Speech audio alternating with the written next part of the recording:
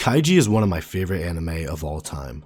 On the surface, it's an extreme show about gambling, but if you look deeper, you'll find a lot more.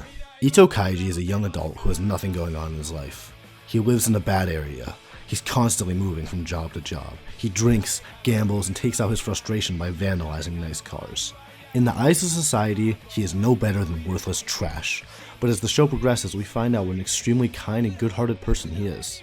In the first episode, Kaiji inherits a massive debt because some months back he co-signed a coworker's loan, but the coworker bailed on him.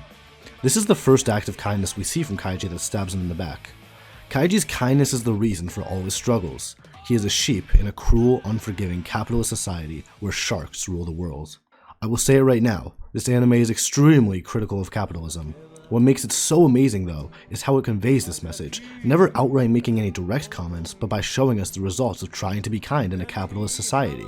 After Kaiji falls into debt, he is given the opportunity to compete in a night of gambling where he could clear the whole debt in one night. However, if he loses, he will be sent into forced labor overseas.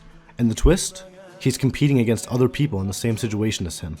If this sounds like Squid Game to you, it should, because the author of Squid Game was heavily influenced by the Kaiji manga. This premise might seem far-fetched, but it's unfortunately not that unrealistic.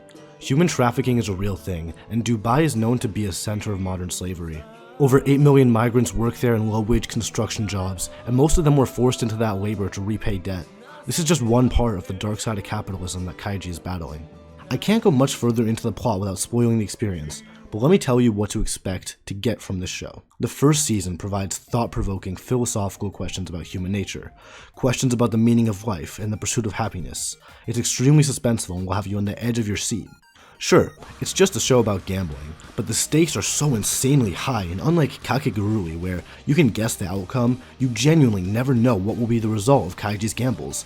Kaiji doesn't always win, he doesn't always make the right decision, and this makes him seem so realistic and raises the tensions even further than they already are. At times, he'll seem like a dumb, low-life addict, and other times, he seems like the smartest fucking person on the planet.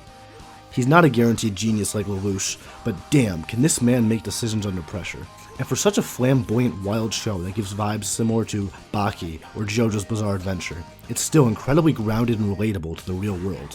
While Season 2 isn't as philosophical as the first, it is the most fun roller coaster of an anime I've ever been on. It is a masterclass in the art of suspense. I was constantly nervous about what will happen next. I felt as if I were there with Kaiji in person. When the show ended, I couldn't help but feel relieved it was over, but at the same time I instantly knew I would probably never get the same emotion out of an anime ever again in my life. I'm getting carried away because I really love Kaiji. I love the amazing character development of the first season with its philosophical questions, and I love the absolute thrill and excitement I got from the second season. If any of what I said seems remotely interesting to you, then please watch Kaiji, and let me know what you thought about it if you did. Thanks for watching.